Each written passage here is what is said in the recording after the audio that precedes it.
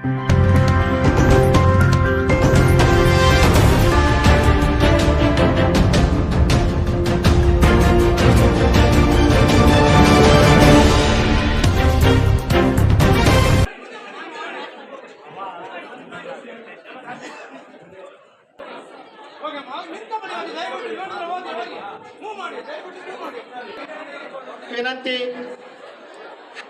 ದೇವರ ದರ್ಶನಕ್ಕೆ ಭಕ್ತರ ಸಂಖ್ಯೆ ಹೆಚ್ಚಾಗಿರುವ ದರ್ಶನ ಪಾವತಿಸುವ ಭಕ್ತಾದಿಗಳು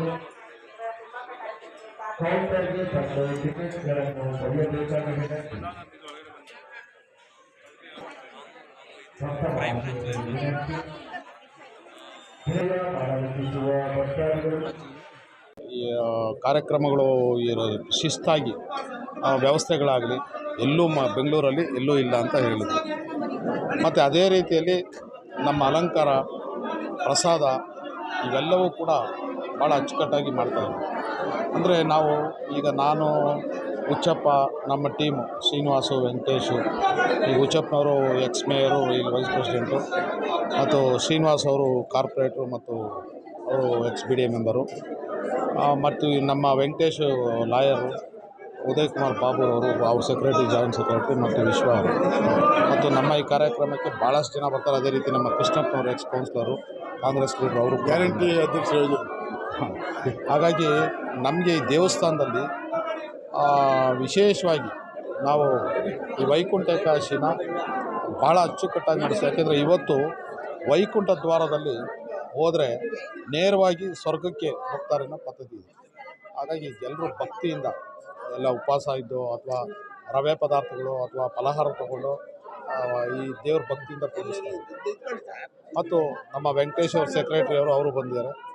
ಮತ್ತು ಇಲ್ಲಿ ನಮಗೆ ಜನನೂ ಅಷ್ಟೇ, ನಮಗೆ ನಿಮ್ಮ ಪತ್ರಿಕೆಯವರು ಹೇಳೋದ ಮುಖಾಂತರ ಇಡೀ ಬೆಂಗಳೂರಲ್ಲೇ ಹೈಯೆಸ್ಟ್ ಕ್ರೌಡು ಈ ದೇವಸ್ಥಾನಕ್ಕೆ ಬರ್ತಾ ಇದ್ದಾರೆ. ಮತ್ತು ಇವತ್ತು ಅಂದರೆ ನಾವು ತಿರುಪ್ತಿಗೆ ಹೋಲ್ಸೋಕ್ಕಾಗಲ್ಲ, ಆದರೆ ತಿರುಪ್ತಿ ವೈಕುಂಠ ಏಕಾದಶಿ ಬೇರೆ. ಆದರೆ ತಿರುಪ್ತಿ ಮಾಮೂಲು ದಿನ ಹೇಗಿರುತ್ತೋ ಇವತ್ತು ನಮ್ಮ ದೇವಸ್ಥಾನ ಆಗಿರುತ್ತೆ. ಅಂದರೆ ಅಷ್ಟು ಅದ್ಧೂರಿಯಾಗಿ ಜನನೂ ಈ ಇಡೀ ಸುತ್ತಮುತ್ತಲು ಬೆಂಗಳೂರು ಎಲ್ಲೋ ಕರ್ನಾಟಕ ಮೂಲೆಯಿಂದನೂ ಬರ್ತಾರೆ. ಮತ್ತು ನಮಗೆ ಎಲ್ಲ ಬರ್ಬೇಕಂತವ್ರಿಗೆ ಬೆಳಗ್ಗೆಯಿಂದ ರಾತ್ರಿವರೆಗೂ ಪ್ರಸಾದ ವ್ಯವಸ್ಥೆ ಮಾಡಿದ್ವಿ. ಮತ್ತು ನಮಗಿಲ್ಲಿ ವಿಶೇಷ ಅಂದರೆ ಕೈಲಾಸ ವೈಕುಂಠ ಅಂದರೆ ಹರಿಹರ ಇಬ್ಬರು ಒಂದೇ ಪ್ರಾಂಗಣದಲ್ಲಿ ಮತ್ತು ಒಂದೇ ಗರ್ಭಗುಡಿ ಪಕ್ಕದಲ್ಲಿ ಇರುವಂಥದ್ದು. ಯಾಕಂದರೆ ಒಂದೇ ಪ್ರಾಂಗಣದಲ್ಲಿ ಇರ್ತದೆ, ಪಕ್ಕ ಗರ್ಭಗುಡಿಯಲ್ಲಿ ಇರೋದಕ್ಕೆ ಭಾಳ ವಿರಳ. ಹಾಗಾಗಿ ಇಲ್ಲಿ ನಮಗೆ ಎಲ್ಲ ದೇವರು ಇದೆ. ನೀವು ಬಲಮುರಿ ಗಣಪತಿ, ಬೆಳ್ಳಿ ದೇವಸ್ಥಾನ ಸಮೇತ ಸುಬ್ರಹ್ಮಣ್ಯ ಸ್ವಾಮಿ ಮತ್ತು ಶನಿಮಹಾತ್ಮ ಭಗವಾನು 12 ಅಡಿ ನಿಂತಿರುವಂಥದ್ದು, ಮತ್ತು ಇಲ್ಲಿ ಪಂಚಮುಖಿ ಆಂಜನೇಯ ಮತ್ತು ರಂಗನಾಥ ಸ್ವಾಮಿ, ಇದು 26 ಅಡಿ ಏಕಶಿಲೆ, ಇದು ಪ್ರಪಂಚದಲ್ಲೇ ದೊಡ್ಡದಿದೆ. ಮತ್ತು ಲಕ್ಷ್ಮೀದೇವಿ, ವೆಂಕಟೇಶ್ವರ ಸ್ವಾಮಿ, ಸುಂದರೇಶ್ವರ ಸ್ವಾಮಿ, ತ್ರಿಪುರ ಸುಂದರಿ, ಮತ್ತು ಈಗ ಹೊಸದಾಗಿ ನಿರ್ಮಾಣ ಆಗಿರೋಕ್ಕಂಥದ್ದು ಕೆಲವು ವರ್ಷಗಳ ಹಿಂದೆ ನಾವು ದಕ್ಷಿಣಾಮೂರ್ತಿ ಮಾಡಿದ್ದು. ಅದಾದಮೇಲೆ ಈಗ ಹೊಸದಾಗಿ ಆಮೇಲೆ ನವಗ್ರಹಗಳಿತ್ತು. ಈಗ ಹೊಸದಾಗಿ ಮಾಡಿರೋಕ್ಕಂಥದ್ದು ನಮ್ಮ ಶಿರ್ಡಿ ಸಾಯಿಬಾಬಾ ಸ್ವಾಮಿ, ಮತ್ತು ಇತ್ತೀಚೆಗೆ ಮಾಡಿದಂಥದ್ದು ಕಾಳಭೈರವಕ್ಕೆ ನಾವು ಯಾಕೆಂದರೆ ನಮಗೆ ಕಾಳಭೈರವ ಅಂದರೆ ಆದಿಚುಂಚನಗಿರಿಯಲ್ಲಿ ಭಾಳ ವಿಶೇಷ, ಎಲ್ಲ ಒಕ್ಕಲಿಗರು ಕೂಡ ಒಕ್ಕಲು ದೇವರದು. ಹಾಗಾಗಿ ನಮಗೆ ನಿರ್ಮಲಾನಂದ ಸ್ವಾಮಿಯವ್ರನ್ನ ಕರೆಸಿದ್ವಿ. ಮತ್ತು ಕಾಶಿಯಲ್ಲಿ ದೇವರು ಅದೇ ಮೂಲ ಅಂತ ಹೇಳ್ತಾರೆ, ಅಲ್ಲಿಂದ ಕಾಶಿಯವ್ರನ್ನ ಕರೆಸಿದ್ವಿ. ಅವರಿಬ್ಬರು ಈ ದೇವಸ್ಥಾನ ನೋಡಿ, ಯಾಕೆಂದರೆ ನಿರ್ಮಲಾನಂದ ಸ್ವಾಮಿಯವರು ಇಂಟರ್ನ್ಯಾಷನಲಲ್ಲಿ ನೋಡಿರೋಕ್ಕಂಥವ್ರು. ಅವರು ಎಷ್ಟು ಖುಷಿ ಪಟ್ಟರು ಅಂದರೆ, ಇಂಥ ದೇವಸ್ಥಾನ ನನಗೆ ಖುಷಿ ಆಗ್ತಾಯಿದೆ. ಯಾಕೆಂದರೆ ಅವ್ರು ಕರೆದಾಗ ನಾವೆಲ್ಲ ಹೋಗಿ, ಇಲ್ಲ ನಾನು ಬ್ಯುಸಿ ಇದ್ದೀನಿ, ಒಂದು 10 ನಿಮಿಷ ಬರ್ತೀನಿ ಅಂದಿಲ್ಲ. ಕೊನೆಗೆ 2 ಅವರ್ ಇದ್ದು ನನಗೆ ಹೋಗಕ್ಕೆ ಮನಸ್ಸು ಬರ್ತಾಯಿಲ್ಲ, ನಾನು ಮತ್ತೊಮ್ಮೆ ಬರ್ತೀನಿ ಅಂತ ಹೇಳಿದ್ವಿ. ಹಾಗಾಗಿ ಇಲ್ಲಿ ನಾವೆಲ್ಲ ಕಷ್ಟ ಬಿದ್ದು ಜೀರ್ಣೋದ್ಧಾರ ಮಾಡಿದ್ದೀವಿ.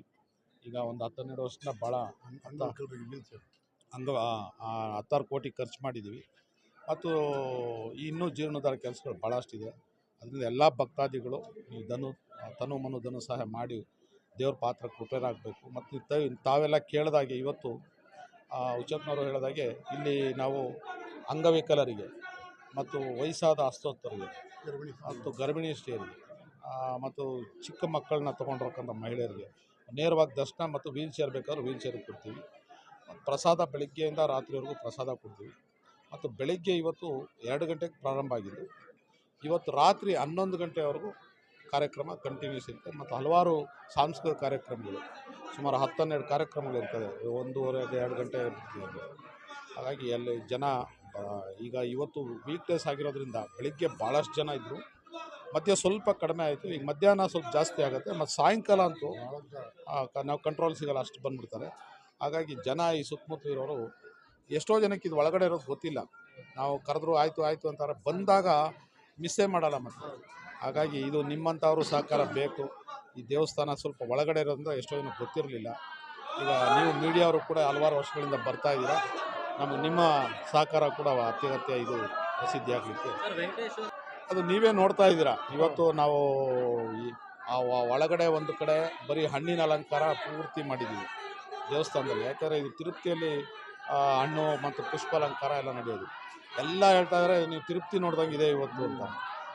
ಅದರಿಂದ ಅಲಂಕಾರ ಪ್ರಿಯ, ತಾವು ಹೇಳಿದಾಗೆ ಅಲಂಕಾರ ಪ್ರಿಯನಿಗೆ ಅದೇ ರೀತಿ ಇರಬೇಕು ಅಂತ ನಾವು ವರ್ಷ ಚೇಂಜ್ ಮಾಡ್ತಾಯಿದ್ದೀವಿ. ಅದರಲ್ಲೂ ಈ 7-8 ವರ್ಷದಿಂದ ಅಂತೂ ಎಲ್ಲ ರೀತಿಯಲ್ಲೂ ರ್ಯಾಂಪ್ಸ್ ಇರ್ಬೋದು. ಈ ಬರೋ ಭಕ್ತರಿಗೆ ಒಂದು VIP ಲೈನ್ ಇರುತ್ತೆ, ಮತ್ತು 2 ರ್ಯಾಂಪ್ಸ್ ಇರುತ್ತೆ ಟಿಕೆಟ್ ಅವ್ರಿಗೆ, ಜನರಲ್ ಅವ್ರಿಗೆ ಎಲ್ಲರಿಗೂ. ಅದು 1.5 ಅಡಿ 2.5 ಅಡಿ ರ್ಯಾಂಪು. ಅದರಿಂದ ನಮಗೆ ಎಷ್ಟೇ VIPಗಳು ಬಂದರೂ ಕೂಡ ಏನೂ ತೊಂದರೆ ಆಗೋಲ್ಲ, ಮತ್ತು ಪಬ್ಲಿಕ್ಕು ಏನೂ ತೊಂದರೆ ಆಗೋಲ್ಲ. ಕ್ಯೂ ಮೂವ್ ಆಗ್ತಾನೆ ಇರುತ್ತೆ, ಏನು ತೊಂದರೆ ಇಲ್ಲ. ಮತ್ತು ತಾವು ಹೇಳಿದಾಗೆ ಅಲಂಕಾರ ಅಂತೂ ನಾವು ಹೇಳೋದಲ್ಲ, ನೀವು ಹೇಳಬೇಕು ಯಾವ ರೀತಿ ಇದೆ ಅಂತ. ಯಾಕೆ ನೀವು ಹಲವಾರು ದೇವಸ್ಥಾನಕ್ಕೆ ಹೋಗಿರ್ತೀರ, ಎಲ್ಲೆಲ್ಲಿ ಹೇಗೆ ಇದೆ ನೋಡಿರ್ತೀರ. ತಮ್ಮ ಫೀಡ್ಬ್ಯಾಕು ಬೇಕಾಗಿದೆ ನಮಗೆ. 1 ಲಕ್ಷಕ್ಕೆ ಮೇಲೆ ಬರ್ತಾರೆ. ವೈಕುಂಠ ಏಕಾದಶಿಯ ಶುಭಾಶಯಗಳನ್ನು ನಮ್ಮೆಲ್ಲ ಭಕ್ತರೊಂದಿಗೆ ನಾನು ಹಂಚ್ಕೊಳ್ತಾ ಇದ್ದೇನೆ.